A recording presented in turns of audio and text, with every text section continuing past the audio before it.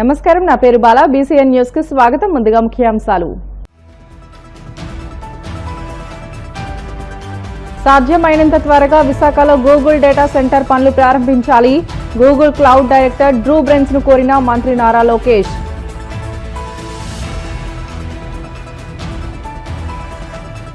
Mangalagiri Janasena party కార్యాలయంలో జనవాణి కార్యక్రమం. ప్రజల నుంచి అర్జీలు స్వీకరించిన తిరుపతి ఎమ్మెల్యే ఆరణి శ్రీనివాసులు.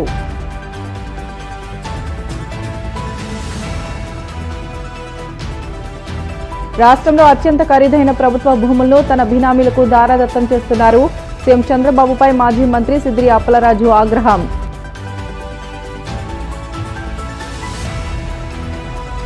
తిరుమల శ్రీవారిని దర్శించుకున్న మాజీ ఉపరాష్ట్రపతి వెంకయ్యనాయుడు. ఆలయ మర్యాదలతో స్వాగతం పలికిన అధికారులు. విశాఖలోని ప్రతిపాదిత డేటా సెంటర్ క్యాంపస్లో చిప్ డిజైనింగ్ కేంద్రాన్ని ఏర్పాటు చేసే అంశాన్ని పరిశీలించాలని గూగుల్ క్లౌడ్ డైరెక్టర్ డ్రూ బ్రెన్స్ ను మంత్రి నారా లోకేష్ కోరారు.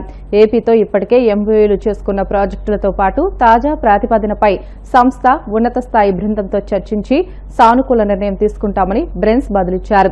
విశాఖలో డేటా సిటీకి అవసరమైన మౌలిక సదుపాయాలన్నీ పూర్తి చేసినందున సాధ్యమైనంత త్వరగా గూగుల్ డేటా సెంటర్ పనులు ప్రారంభించేందుకు చర్యలు చేపట్టాలని మంత్రి కోరారు. గూగుల్ క్లౌడ్ సర్వర్ సరఫరాదారు దాని మరమ్మతులు, నిర్వహణ సేవలకు గ్లోబల్ హబ్ గా ఏపీని ఉపయోగించుకోవచ్చునని సూచించారు.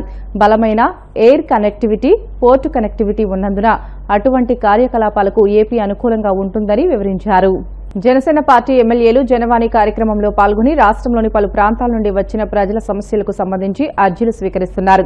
అనంతరం వాటిని అధినేత దృష్టికి తీసుకువెళ్లి పరిష్కరిస్తామని హామీ ఇస్తున్నారు. ఈ నేపథ్యంలో మంగళగిరి జనసేన పార్టీ కేంద్ర కార్యాలయంలో నిర్వహించిన జనవాణి కార్యక్రమంలో పలు ప్రాంతాల నుంచి వచ్చిన ప్రజల నుంచి తిరుపతి ఎమ్మెల్యే ఆరణి శ్రీనివాసులు అర్జీలు స్వీకరించారు. పలు సమస్యలపై తక్షణం సంబంధిత అధికారులతో మాట్లాడి పరిష్కార మార్గాలు చూపారు.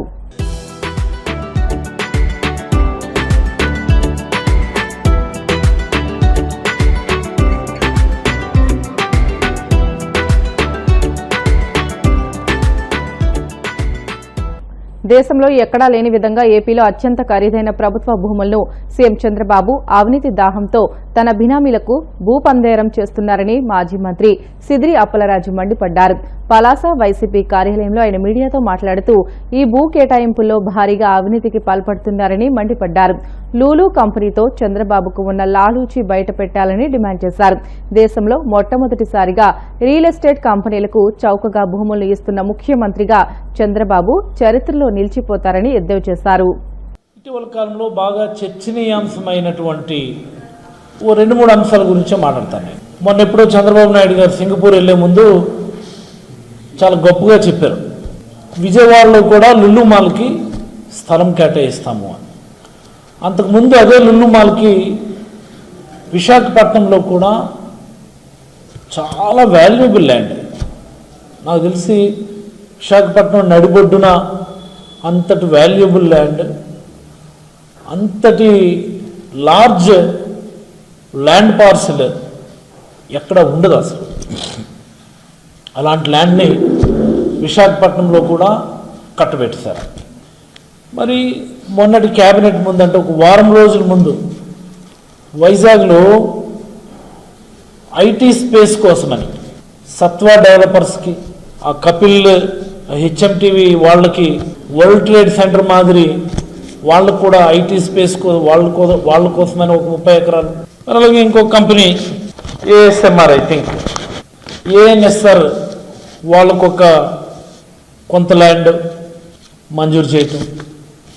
అక్రాస్ ది స్టేట్ ఇష్టానుసారం ల్యాండ్స్ ఎస్ఐపిబిలో అనుమతులు ఇస్తూ జీవోలు ఇవ్వటం అన్నటువంటిది రాష్ట్ర వ్యాప్తంగా కూడా చర్చనీయాంశమైనటువంటి అంశం. ఎందుకు ఇంత చర్చనీయాంశమైందో ఒకసారి మనందరం కూడా గమనిద్దాం. ప్రజలందరూ కూడా ఈ వాస్తవాలు తెలుసుకోవాలి. చంద్రబాబు నాయుడు గారు అభివృద్ధి చేస్తాం, కొత్త కంపెనీలు తీసుకొస్తాం అన్నటువంటి మాటల వెనుక దాగున్నటువంటి అవినీతి, వేరియస్ ఆర్గనైజేషన్స్ని ఈ రాష్ట్రానికి రప్పిస్తామన్నటువంటి వాగ్దానాల వెనుక జరుగుతున్నటువంటి తెర వెనుక భాగవతం ఒకసారి ప్రజలందరికీ కూడా తెలియజెప్పాల్సినటువంటి అవసరం ఉంది. ప్రజలందరూ కూడా తెలుసుకోవాల్సినటువంటి అవసరం ఉంది. ఇది మోస్ట్ ఇంపార్టెంట్ థింగ్. ఒకసారి మనం ఈ లుల్లు మాల్స్ గురించి ఒక 2 నిమిషాలు మాట్లాడుకుందాం. మనం అసలు ప్రభుత్వం పనేంటి? లుల్లు గ్రూప్ అనేది ఏం పెడుతుందండి? ఓ షాపింగ్ మాల్ పెడుతుంది. షాపింగ్ మాల్లో ఎన్ని వేల ఉద్యోగాలు వచ్చేస్తాయి? Just imagine. షాపింగ్ మాల్తో పాటు ఇంకేముంటాయి? సినిమా థియేటర్లు ఉంటాయి, లేకపోతే కన్వెన్షన్ హాల్స్ యాడ్ చేస్తారు, దానికి ఇంకోటి రెస్టారెంట్స్ యాడ్ చేస్తారు. రెగ్యులర్గా జరిగేటటువంటి మాల్లో ఉండే యాక్టివిటీస్ ఉంటాయి. ఇదే కదా, ఇంతకంటే పెద్ద విచిత్రం ఏముండదు కదా. ఆ కేరళలో ఒక లుల్లు మాల్ చూశాను నేను. అక్కడేముంది, అందులో ఎక్స్ట్రా ఒక స్కేటింగ్ రింక్ ఉంది, ఐస్ స్కేటింగ్ రింక్ ఉంది, what ever the things maybe. అక్కడ పనిచేసేటటువంటి వాళ్ళు ఎవరుంటారు? లక్షల్లో జీతం వచ్చేటటువంటి ఉద్యోగాలు లుల్లు మాల్లో ఉన్నాయా? I'm asking a straight question. ఆ P4 అని అంటారు కదా, అందులో ఆ పబ్లిక్ పార్ట్ కింద ఈ మోడల్ ఇన్కార్పొరేట్ చేయండి. అంతే తప్ప మీరు ప్రభుత్వ భూముల్ని మీకు డబ్బుల కోసం, మీకు లంచాల కోసం ఇష్టానుసారంగా ఇచ్చేయడం అన్నటువంటిది చాలా నీచమైనటువంటి ఒక నిర్ణయంగా నేనైతే భావిస్తూ, ఇప్పటికైనా రాష్ట్ర ప్రజల్ని గమనించమని కోరుతున్నాం. ఎవరి రాష్ట్రాన్ని సక్రమంగా పరిపాలించారు? ఎవరి రాష్ట్ర ఆర్థిక పరిస్థితిని మెరుగుపరిచారు? ఎవరి రాష్ట్రంలో ఉన్నటువంటి ఆర్థిక వనరులను సక్రమంగా వినియోగించుకొని ఒక స్టేబుల్ గవర్నెన్స్ అందించారో ఒకసారి గమనించమని కోరుతున్నాను. కలియుగ ప్రత్యక్ష దైవం తిరుమల శ్రీ వెంకటేశ్వర స్వామివారిని మాజీ ఉపరాష్ట్రపతి వెంకయ్యనాయుడు దర్శించుకున్నారు. వీఐపీ విరామ సమయంలో స్వామివారి సేవలో పాల్గొని మొక్కులు చెల్లించుకున్నారు. దర్శనానంతరం వీరికి రంగనాయకుల మండపంలో వేద పండితులు వేద ఆశీర్వచనం అందించగా ఆలయ అధికారులు స్వామివారి తీర్థ ప్రసాదాలు అందజేసి పట్టు వస్త్రంతో సత్కరించారు. వచ్చి కుటుంబ సమేతంగా శ్రీమతి ఉషమ్మ, కుమారుడు, కోడలు, కూతురు, మనవడు, మనవరాళ్ళు అందరం కలిసి భగవద్ దర్శనం చేసుకోవడం చాలా సంతోషాన్ని ఇస్తుంది. భగవద్ దర్శనం వలన అందరికీ సదాలోచన, సత్ప్రవర్తన, సద్బుద్ధి, సదాచారం వాటి పట్ల మరింత విశ్వాసం కలిగి సానుకూల దృక్పథంతో ముందుకెళ్లేటికి అవకాశం ఉంటుంది. అందువల్ల జీవితంలో ప్రతి ఒక్కరికి ఆధ్యాత్మిక చింతన చాలా అవసరం. మన హిందూ ధర్మం ప్రకారం దైవభక్తి కలిగి ఉండడంతో పాటు సమాజ భక్తి, సేవ, అనురక్తి కూడా కలిగి ఉండాల్సిన అవసరం ఎంతో ఉంది. తిరుపతి తిరుమల దేవస్థానం కలియుగ వెంకటేశ్వర స్వామిని మనం తెలుసుకుంటూ ఉంటాం. ఎంతో ఒక స్ఫూర్తి కేంద్రం లాంటిది. ప్రపంచంలో ఉన్న హిందువులందరికీ ఒక ముఖ్యమైన స్ఫూర్తి కేంద్రం. వెంకటేశ్వర స్వామి దర్శనానికి వచ్చే భక్తులు సమర్పించే కానుకలు, చేయండి నిధులు, వీటన్నింటినీ కూడా పూర్తిగా ధార్మిక కార్యక్రమాలకు, ఆధ్యాత్మిక కార్యక్రమాలకు, అలాగే భక్తుల యొక్క సౌకర్యాన్ని కలిగించడానికి, వాళ్ళకి వసతి కావాల్సిన ఇతర ఏర్పాట్లు కలిగించడానికి వాటికే ప్రధానంగా ఖర్చు పెట్టాలనేది నా ముఖ్యమైన ఉద్దేశం. ప్రభుత్వాలు కూడా ఈ విషయంలో రాజకీయ జోక్యం చేసుకోకుండా ఈ ముఖ్య భక్తులు వచ్చి దైవ దర్శనానికి వచ్చి హుండీలో కానుకలు సమర్పించడం ఉద్దేశం మన ధర్మాన్ని, మన హిందూ ధార్మిక ఆలోచనలను మరింతగా పెంపొందింపజేయాలని.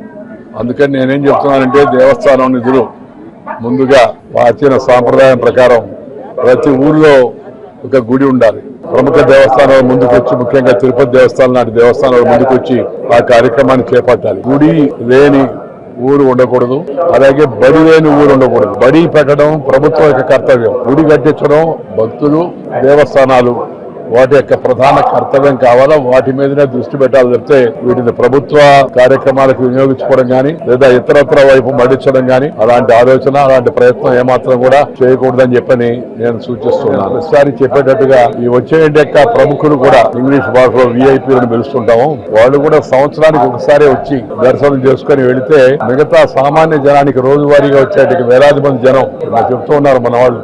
సుమారు 80,000 వరకు రోజు భక్తులు వస్తున్నారు వాళ్ళకి దర్శనం కలిగించదని.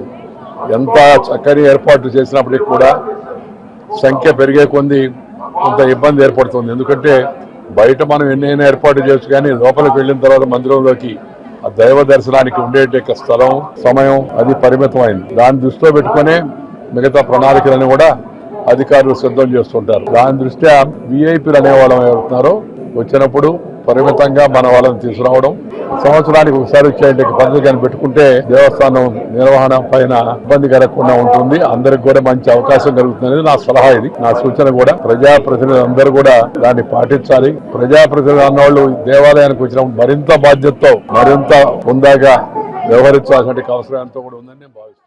ఎగువ పరివాహిక ప్రాంతాల నుంచి శ్రీశైలం జలాశయానికి భారీగా వరద ప్రవాహం వస్తుంది. దీంతో 6 గేట్లను 10 అడుగుల మేర ఎత్తి స్పిల్వే ద్వారా నీటిని నాగార్జున సాగర్ కు విడుదల చేస్తున్నారు.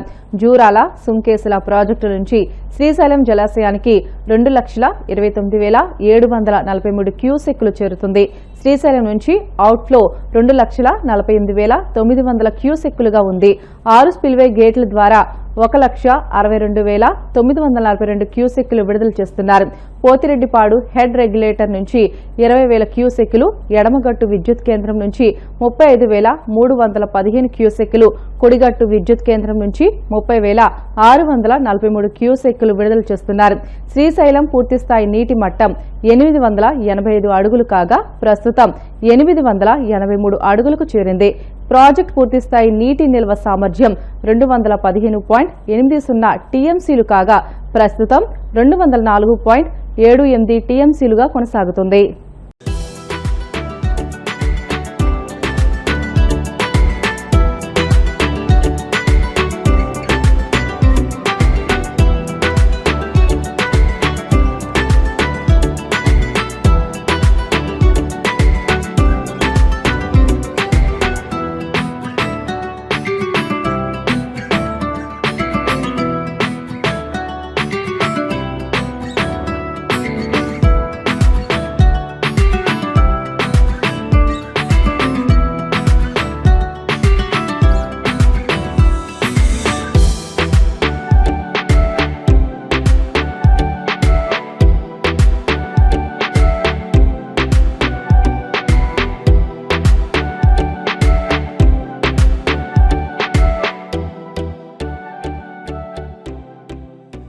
బ్రిటన్లో షార్ట్ బ్రేక్ తీసుకుందాం. Stay with us.